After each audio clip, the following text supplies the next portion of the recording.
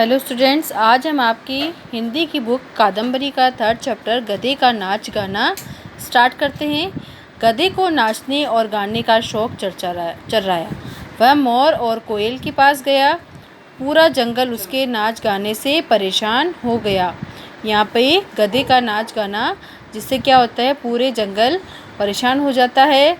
वो कहाँ कहाँ जाता है नाचना और गाना सीखने के लिए? कोयल और मोर के पास। एक दिन गधा पेड़ के नीचे उदास बैठा था। एक दिन गधा कहाँ बैठा था? पेड़ के नीचे उदास। उधर से गुजर रहे हिरण ने गधे को उदास देखा। वह उसके पास जाकर बैठ गया। एक दिन गधा पेड़ के नीचे उदास बैठा था। उधर से कौन गुजर रहा था? हिरण। उसने गधे को देखा और उसके पास जाके बैठ गया। बड़े भैया, आप इतने उदास क्यों बैठे हैं? क्या हुआ? हिरण ने पूछा। हिरण ने क्या पूछा? बड़े भैया, आप इतने उदास क्यों बैठे हैं? तो गधे उत्तर देता है, हिरण भाई क्या बताऊं, तुम इतना अच्छा नाचते हो, मोर इतना अच्छा नाचता है, बुलबुल और कोयल इतना अच्छा गाती है। मैं भी नाचना गाना चाहता हूँ। मैं भी क्या करना चाहता हूँ? नाच गाना चाहता हूँ। मैं नाचना गाना कैसे सीखूँ? यही सोच सोच के उदास बैठा हूँ, गधे ने कहा। गधे ने क्या जवाब दिया कि वो नाचना और गाना सीखना चाहता है। वो किसकी तरह? क्योंकि कोयल और बुलबुल बहुत अच्छा गाना गाती है और मैं भी नाचना गाना सीखना चाहता हूँ। तो मैं कैसे सीखूँ? इसलिए वो उदास बैठा है। तो फिर हिरण वापस क्या जवाब देता है? हिरण ने गधे को सुझाव दिया कि वह मोर के पास जाकर नाचना सीखे। हिरण क्या बोलता है गधे को कि तुम मोर के पास जाओ और नाचना सीखो। गाना सीखने के लिए उसे बुलबुल और कोयल के पास जाना चाहिए। और गाना सीखने उसके लिए उसके किसके पास जाना चाहिए? बुलबुल और कोयल के पास। गधे ने हिरण का सुझाव पसंद आया। गधे को क्या हुआ? हिरण का सुझाव बहुत पसंद आया। हाँ, उसने सोचा कि हाँ, मुझे ऐसा ही करना चाहिए। वह सबसे पहले मोर के पास गया। उसने मोर को नाच सिखाने का अनुरोध किया, मतलब उसको प्रार्थना की, आग्रह किया। गधा कहाँ गया सबसे पहले? मोर के पास, और उसको क्या बोला कि मुझे नाच सिखाने का, मुझे अब तुम्हारी तरह नाचना सिखाओ। तो उसके बाद में मोर ने कहा, मैं नाचता हूँ, तुम मुझे देखते रहा करो। 1 सप्ताह तक तुम प्रतिदिन जाया करना। मोर ने क्या कहा? मैं नाचता हूँ और तुम मुझे क्या करना? देखते रहना। तुम 1 हफ्ते तक लगातार मुझे नाचते हुए देखना। और ये किसने कहा? मोर ने कहा। गधा 1 सप्ताह तक मोर के पास जाकर उसे नाचते हुए देखता रहा। गधे ने बिल्कुल वैसा ही किया। वो 1 हफ्ते तक, पूरे 1 सप्ताह तक मोर के पास गया और उसको नाचते हुए देखता रहा। अब तुम उसी तरह घर पर जाकर अभ्यास करते रहना, तुम अपने आप नाच सीख जाओगे। मोर ने कहा। गधा बहुत खुश हुआ। अब 1 हफ्ता पूरा हो गया था मोर के पास। तो मोर ने क्या बोला? अब तुम घर जाओ अपने, और घर जाके क्या करना? नाचने का अभ्यास करना। तुम अपने आप नाच सीख जाओगे। उसके बाद तुम नाचने का अभ्यास करोगे तो तुम नाच सीख जाओगे। मोर ने कहा, और गधा बहुत खुशी अपने घर चला गया और वो बहुत खुश हुआ। अगले दिन वह बुलबुल के पास पहुंचा। अगले दिन वो कहाँ पहुंच गया? बुलबुल के पास।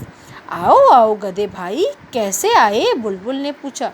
आप कोई अपने पास आता है तो अपन कहते हैं ना, आइए आइए, बताओ कैसे आना हुआ? तो वैसे ही बुलबुल ने कहा, आओ आओ गधे भाई, कैसे आए? बुलबुल ने पूछा। बुलबुल, तुम बहुत अच्छा गाती हो, मैं भी गाना चाहता हूँ, क्या तुम मुझे गाना सिखाओगी? गधे ने कहा। गधा बोलता है बुलबुल को, बुलबुल, तुम तो बड़ा अच्छा गाना गाती हो, मैं भी गाना गाना चाहता हूँ, क्या तुम मुझे सिखाओगी? वो उससे अनुरोध करता है कि तुम मुझे सिखाओगी। तो बुलबुल बोलती है, बुलबुल ने उसे गाना सिखाने के लिए मान गई। बुलबुल गधे को गाना सिखाने के लिए मान गई। गधा कुछ दिनों तक बुलबुल के पास जाकर उसे गाते देखने लगा। अब बुलबुल गाती और गधा उसको देखता। गधे ने बिल्कुल वैसा ही किया जैसे उसने मोर के साथ किया था। वो मोर के पास गया और मोर को नाचते हुए देखा। उसी तरह वो बुलबुल के पास गया और उसको बुलबुल के पास जाके उसे गाते देखने लगा। अब तुम घर पर गाने का अभ्यास करना, बुलबुल ने कहा। अब क्या कहा बुलबुल ने? कि तुम घर जाना और गाने का अभ्यास करना। अब गधे ने कोयल के पास जाने का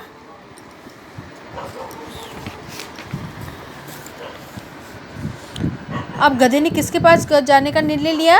कोयल के पास। उसने कोयल को गाने सिखाने का अनुरोध किया। कोयल मान गई। वह 4 दिन तक गाना सीखता रहा। वह कितने दिन तक गाना सीखता रहा? 4 दिन तक। कोयल ने उसे घर पर अभ्यास करने के लिए कहा। गधा बहुत प्रसन्न था। कोयल ने क्या करा? गधे को घर जाके अभ्यास करने के लिए कहा। वो बहुत प्रसन्न था।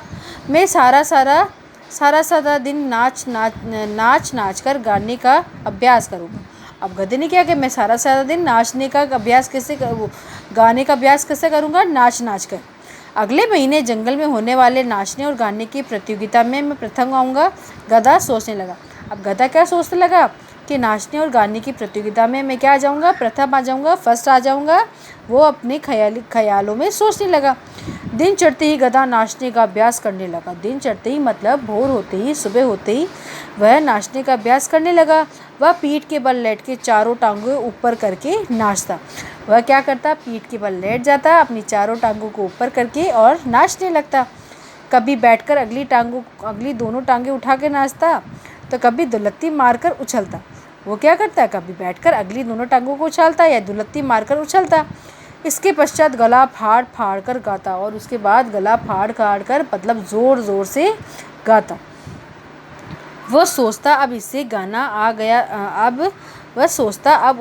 आ गया था, पर उसके मुंह से ढहचू से सिवा कोई स्वर नहीं निकलता, क्योंकि गधा किस आवाज़ में बोलता है? ढहचू की आवाज़ में। गधे के ज़ोर से चिल्लाने से सारा जंगल गूंज उठा। गधे के ज़ोर से चिल्लाने से सारा जंगल क्या हो गया? गूंज उठा। उसके चिल्लाने से जंगल के जानवरों की नींद हराम हो गई। अब गधा इतनी ज़ोर से गाएगा, नाचेगा, तो सभी जानवर परेशान हो गए। तो सभी जानवरों की नींद हराम हो गई। जिसको देखो वही परेशान, जिस जानवर को देखो वो सभी जानवर परेशान। इधर गधे का नाच कर बुरा हाल था, और उधर गधा भी नाच कर बहुत बुरी हालत में था। कुछ दिनों बाद गधे का चिल्लाना और नाचना अपने आप बंद हो गया। अब कुछ दिनों बाद जैसे समय बीतता गया, गधे का चिल्लाना और नाचना अपने आप बंद हो गया। हिरण उसका पता करने आ गया। उसने देखा गधा उसी पेड़ के नीचे आराम कर रहा था। अब उसने क्या करा? अब वापस वो गधा को पता करने गया कि आज चिल्लाने और गाने की आवाज़ क्यों बंद हो गई है। तो हिरण ने देखा गधा उसी पेड़ के नीचे अधमरा पड़ा था, मतलब उसकी हालत बहुत बुरी हो गई थी। अधमरा सा बेहोश सा हो गया था वो। हिरण ने उसका हाल पूछा। चिल्ला कर गधे का गला बैठ गया था। चिल्ला कर गधे का गला क्या हो गया था? बैठ गया था। वह ना तो वो हिल पा रहा था, ना वो बोल पा रहा था, ना वो हिल पा रहा था, ना वो बोल पा रहा था, क्योंकि नाच कर वो बिल्कुल बेहाल हो गया था। हिरण ने उसके कानों में कहा, गधे भैया, नाचना गाना सबके बस की बात नहीं, दूसरों की नकल करने का यही हाल होता है। तो हिरण ने क्या कहा गधे से? गधे भैया, नाचना गाना हर एक बस की बात नहीं होती है, दूसरों की नकल करने का यही हाल होता है। तो बच्चों, हमें इस पाठ से क्या शिक्षा मिलती है कि हमें दूसरों की नकल नहीं करनी चाहिए। हमें जो कार्य आता है हम उसी को अच्छे से करना चाहिए। तो आशा करती हूँ आपको ये चैप्टर समझ में आया होगा। Thank you.